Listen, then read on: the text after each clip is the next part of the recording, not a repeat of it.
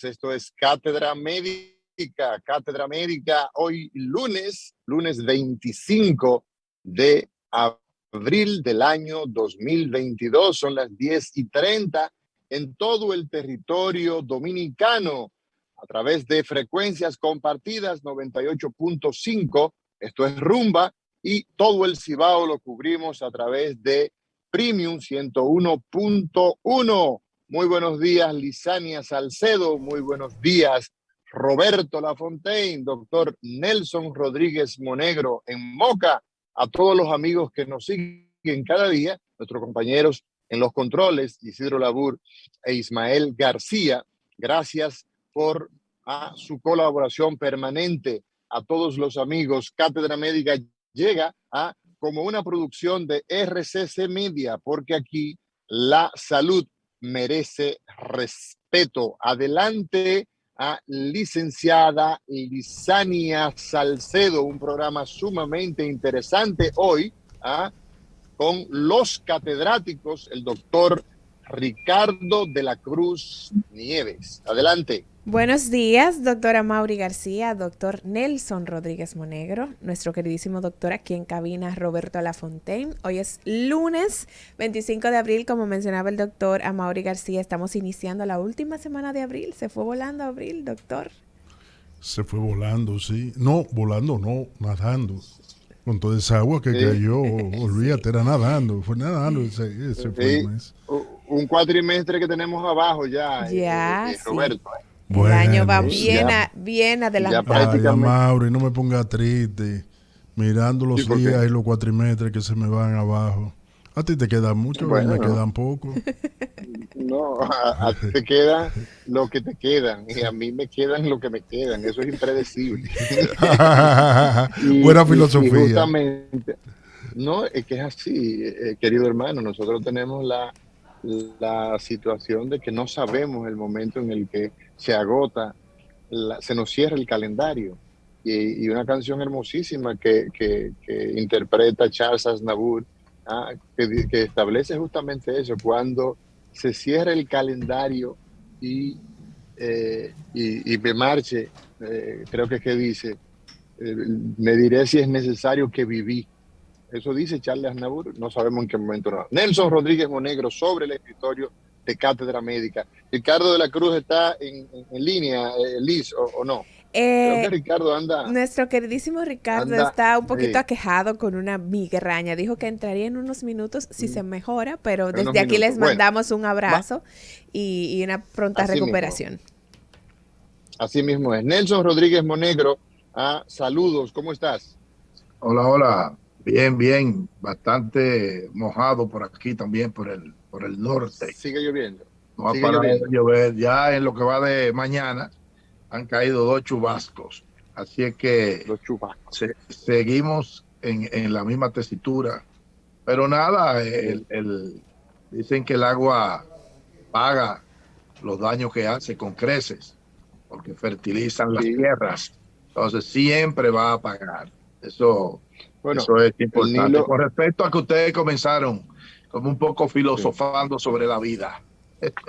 Cuando a uno le dicen que tú tienes tantos años y el otro como en términos de burla, en ánimo peyorativo, de viejo, yo lo único que le digo, bueno, el problema es suyo, porque ya yo he vivido por lo menos 30 años por encima de lo de usted. Esfuércese por vivir esos 30 años y después hablamos. Así es. El que no quiera llegar a viejo, nada más tiene una alternativa, que es morirse. Bueno, Liz y Amaury, la verdad que nosotros tenemos un gran problema, llegar a la edad de Nelson. Porque ya él llegó. Nelson, nos falta mucho, pero mucho. No es un problema, no es un reto. Bueno, Nelson, nosotros tenemos que lo que hemos estado comentando y nos produce un poco de tristeza, naturalmente, que los vaticinos se den, se cumplan, pero tenemos la situación de que la Organización Mundial de la Salud en el día de hoy, pues, o sea, no en el día de hoy, sino que hoy sobre el escritorio, pues tenemos la información de que esta misteriosa enfermedad, esta hepatitis que afecta a niños en Estados Unidos y en Europa, ya ha causado por lo menos una muerte. En Gran Bretaña, por ejemplo, se habla de 114 niños que han enfermado con esta hepatitis, y ya se ha visto en la necesidad en esos países de producir trasplantes hepáticos, trasplantes de hígado. Y eso evidentemente nos genera una situación de preocupación. Seguimos hablando del tema y ya vemos esa noticia de un niño fallecido. Adelante, Nelson. Sí, muy bien. Como ustedes recordarán, hace más de una semana que nosotros pusimos el tema de la necesidad del Ministerio de Salud hacer una alerta sobre el tema de esta enfermedad. Todavía como el ministerio no ha reaccionado, pero vi con grata sorpresa el que ya la Sociedad de Pediatría, a través de nuestra amiga y conocida su presidenta la doctora Luz Herrera, pues hizo una alerta a todos los pediatras en todo el territorio nacional para que estén vigilantes sobre la aparición de esta hepatitis aguda en niños. Desde meses hasta 16 años se han presentado casos, y que, como tú muy bien has señalado, ya hay un caso que falleció, y alrededor de 12 o 14 creo que han tenido que hacerse el trasplante de hígado, porque esto implica el daño de la glándula más grande que tiene el organismo, sin la cual no es posible la vida. De modo que el ministerio no se ha dado por enterado de esa situación, pero qué bueno que ya la Sociedad de Pediatría está alertando al respecto, porque es una hepatitis que no corresponde a ningún ente conocido hasta el momento. En Estados Unidos se está hablando de un adenovirus 41, y en Europa también se ha asociado, sin ninguna evidencia todavía, a posibles secuelas del COVID en niños, de modo que falta mucho por esclarecer. A mí me luce que puede estar más relacionada con el tema del adenovirus, pero lo importante Nelson, es que no es una hepatitis A, ni es B, ni es C, ni es D, ni es decir, los conocidos virus que producen hepatitis, pues no son los agentes causales de esta enfermedad, porque en todos esos casos se ha descartado la procedencia de esos tipos de virus. Nelson, tú hablabas de que a ti te parece que es un adenovirus. Cuando tú hablas de un adenovirus, ¿a qué te estás refiriendo de forma simple para que la gente nos entienda? Es un tipo de virus que usualmente produce infecciones respiratorias. Okay. Puede ser alta, puede ser baja. Sí. Entonces parece ser que en Estados Unidos han visto asociado en el historial clínico previamente a esos niños que han padecido la enfermedad haber tenido una infección respiratoria, y han aislado ese adenovirus, el virus adenovirus 41. Tú sabes que son muchos tipos de adenovirus. Ellos clasifican como el 41 el que posiblemente pudiera estar implicado en esa etiología. Así es. Bueno, Nelson, mira, siguiendo con la situación que vive el mundo, que es el COVID-19, Shanghái, que es uno de las ciudades más emblemáticas comercialmente del mundo, y tú sabes que todas las ciudades del mundo históricamente se desarrollan en base a mercados, a puertos, y ya en la época de la aeronáutica, pues también los aeropuertos. Shanghái tiene un lema, esa ciudad tan importante, repito, del mundo, esa ciudad china, que es COVID-0. Y ciertamente pues se ha generado un confinamiento fuera de proporción. Incluso en el día de hoy tenemos como dentro de nuestros invitados, tenemos al doctor Rafael Montero, quien es un epidemiólogo y un colaborador pues muy particular de este programa, y nos gustaría también que nos aportara su grano de arena. Pero Nelson, ¿qué significa? ¿Qué podemos nosotros inferir? Porque tonto, aunque seamos, no parecemos, y aunque los chinos pues no van a parar su economía simplemente por sospechas. ¿A qué obedece, a tu juicio, haciendo una elucubración y hasta cayendo en algo no científico? ¿A qué obedece ese encierro, ese confinamiento que los chinos han producido en Shanghái con cifras tan bajitas? Bueno, desde el punto de vista, digamos, epidemiológico, fíjate que China, aunque la enfermedad, el COVID-19 o la COVID-19, o el germen, donde primero se evidenció fue precisamente en China, en Wuhan. Pero ellos, a pesar de ser el primer país que padeció el problema, pues no tuvieron ni el nivel de contagio ni el nivel de fallecidos que otros países tuvieron. Y eso fue consecuencia de las medidas desde el punto de vista epidemiológico que ellos implementaron, que fue el tema de el confinamiento, de detectar temprano, de rastrear a los contactos. Incluso desarrollaron aplicaciones cuando, por ejemplo, en un tren aparecía en un vagón una persona que era positiva, todos los demás que iban en ese vagón eran investigados y se le hacían las pruebas. Es decir, que ellos desde el punto de vista epidemiológico implementaron lo que debía haberse implementado para lo que es el control y prevención de nuevas infecciones.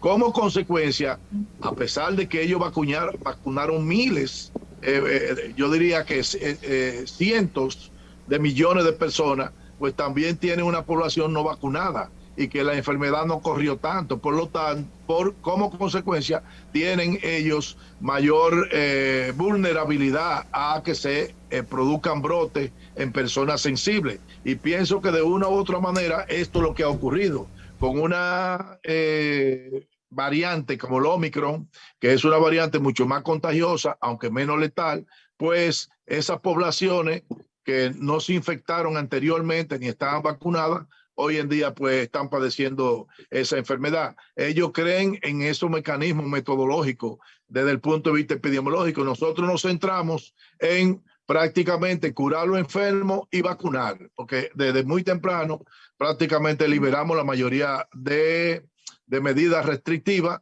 desde luego buscando un equilibrio entre el tema sanitario y el tema económico.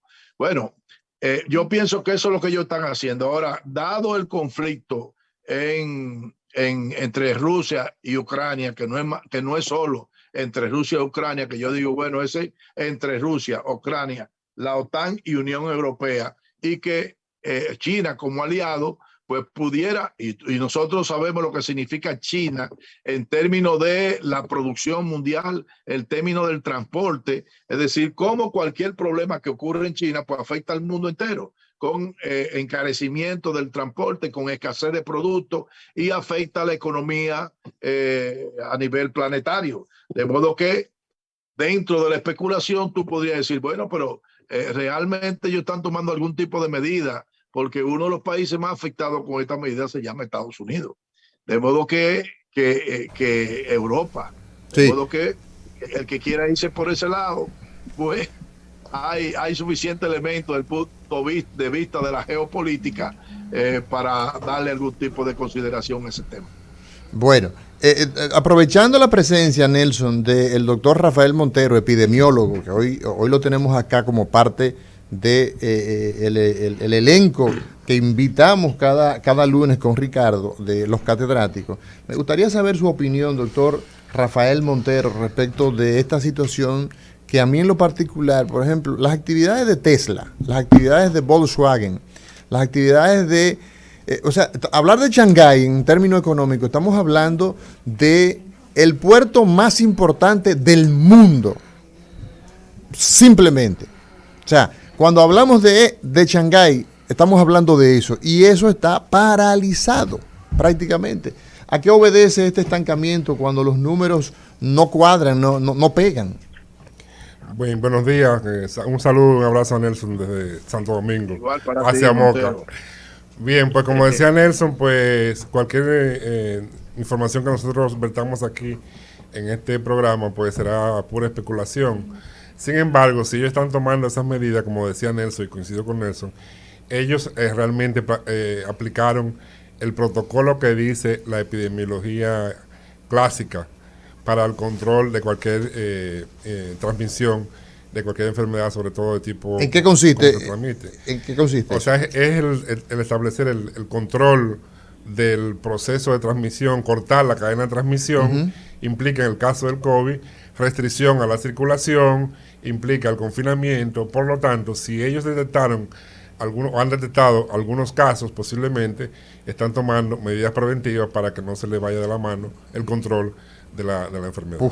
Yo en particular no insisto más, pero la verdad es que, como decía Luisito Martí en el show de Luisito y Anthony, eso tiene cocorícamo.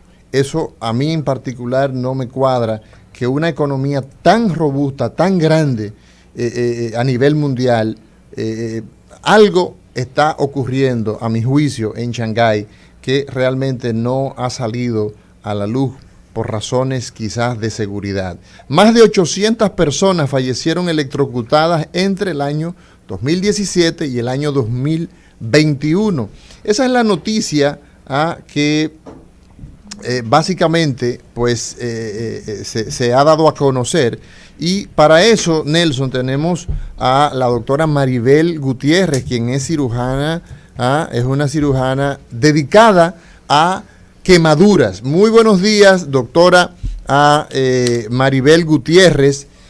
La nota de prensa, Liz, por favor. Sí. Gracias por estar con nosotros, doctora. Adelante. Bien, la nota indica que más de 800 personas fallecieron electrocutadas entre el 2017 y el 2021. En estos últimos 5 años, la República Dominicana han fallecido alrededor de 871 personas electrocutadas, siendo las descargas del tendido eléctrico la principal causa de estas muertes. Así es. Doctora, ¿qué opinión le merece a usted como experta en quemaduras? Muy buenos días. Sí, buenos días, doctor, y a todos los radioescuchas. El tema de las quemaduras eléctricas es el tema del cableado, del tendido eléctrico, a veces que no está en buenas condiciones, y el tema de la toma ilegal de esta energía. A diario vemos ese tipo de pacientes, y sobre todo también en el hogar, cuando hay cables en malas condiciones, entonces allí tenemos este tipo de quemadura. Si bien es cierto que hay esa gran cantidad de pacientes, que aparte del tema eléctrico está lo que es el trauma múltiple. Casi siempre esos pacientes que tienen un contacto eléctrico siempre van a caer de una altura y por ende van a tener o un trauma craneoencefálico o un trauma torácico cerrado o un trauma abdominal. O sea que es un paciente politrauma, podríamos decir. Sí, doctora, ¿cuál sería la prevalencia estimada para países con igual nivel de desarrollo como el nuestro? Bueno, nosotros tenemos una alta prevalencia, nosotros como en Latinoamérica, como país, tenemos una alta prevalencia, pero ¿cómo le diría? Sería que de todas las quemaduras, como aproximadamente un 5% a un 7% por ahí, vendrían siendo las quemaduras eléctricas. ¿Cuáles son las principales causas, doctora Maribel Gutiérrez, cirujano general y experta en quemaduras? ¿Cuáles son las principales causas en la República Dominicana de quemaduras? ¿De qué se quema la gente? La gente se quema mayormente por escardaduras, ya son los líquidos calientes, ya sea el líquido caliente, y por flama. Es lo más frecuente que vemos por aquí en nuestro país como quemadura, y también existen lo que son las quemaduras químicas y las quemaduras por contacto, pero ya vendrían a un segundo plano. Nelson, adelante. Hola. Mira, yo creo que alrededor del 2010 por ahí, yo llamaba la atención sobre el tema de las muertes por electrocución. que, como las estadísticas hablan, mueren más de 100 personas cada año en el país por electrocución. Entre niños, adultos, y esos adultos usualmente son personas en edad productiva. De modo que ese es un problema de salud pública. El tema de esa muerte. Fíjate que nosotros mueren 30, 40 por dengue y es un escándalo. Mueren 30, 40 por leptospira y es un escándalo. Mueren 15, 20 por malaria y es un escándalo. Sin embargo, por el tema de la electrocución mueren más de 100. Y ese es un problema no solamente en República Dominicana, hay países desarrollados que tienen problemas con esto. Por ejemplo, el promedio en Alemania de muerte anda alrededor de 200 personas. Claro, una población mucho mayor. España también tiene sobre 100 personas. Y la electricidad no solamente mata por quemadura, es decir, que tiene una gran variedad de fisiopatología de la muerte.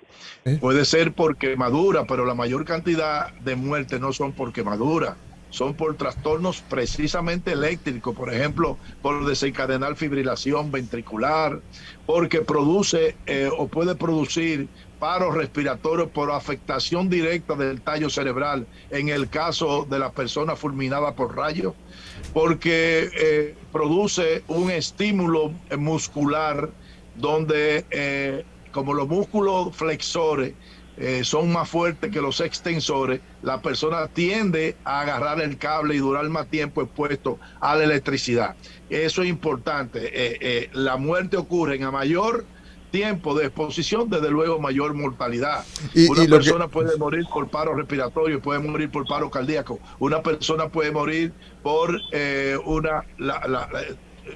la oposición que pone el tejido, ¿verdad? Lo más sensible en la electricidad son los nervios. Posteriormente los músculos y después las arterias. La acción de la electricidad por ionización puede producir gases en las arterias y producir embolia y producir muerte, producir deshidratación severa por evaporación del líquido. Fíjate todas las modalidades que tiene para que una corriente eléctrica pueda afectar a una persona. Y muchos de esos casos, tal y como decía la doctora, tiene que ver con el tendido eléctrico. Otro tiene que ver con electrodomésticos que tienen defecto, y son muchos los casos que una persona abriendo una nevera pues se terminó electrocutada, o encendiendo una licuadora.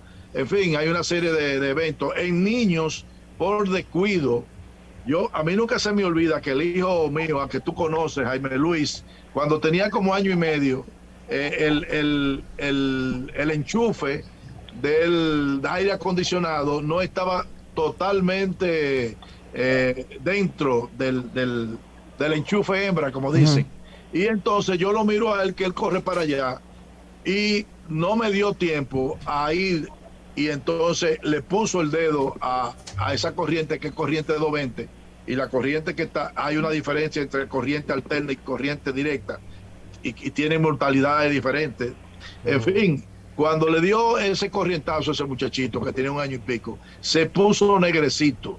Suerte que yo tendí a hacer lo que debe hacer, que es la desconexión, y alé el cable y se desconectó. Eso fue fracciones de segundo, pero pudo haberse muerto ese hijo mío por una inobservancia. Es decir, el niño es muy curioso. Existen formas de prevenir eso, que hay unos cubre defectos, ¿verdad?, que se ponen en todos esos switches para que no, porque un niño coge un pincho y va y le entra el pincho. Así mismo es. Yo recuerdo, ese era una de las actividades.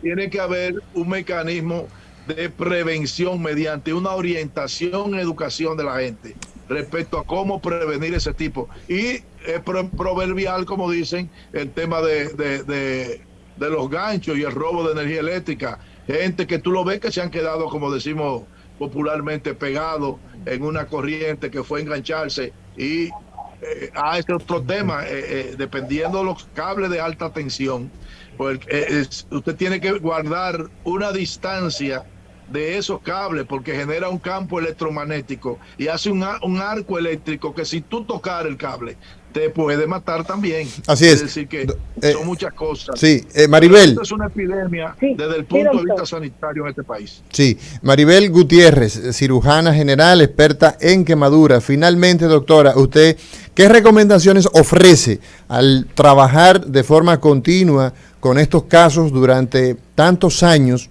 ¿Cuáles son las recomendaciones puntuales que usted recomienda a la población de la República Dominicana, lo que representa una quemadura eléctrica? Y tenemos pendiente con Lisania Salcedo coordinar para que usted venga a hablar de quemaduras justamente. ¿Cuáles son sus recomendaciones respecto a esta situación que el doctor Monegro señala un tema de salud pública?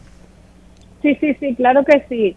Lo más importante es estar protegido, usar la vestimenta adecuada, sobre todo en los trabajadores, porque también lo vemos en los trabajadores que trabajan para el sector eléctrico, pero mayormente lo vemos en las personas que toman la luz o la electricidad de forma ilegal.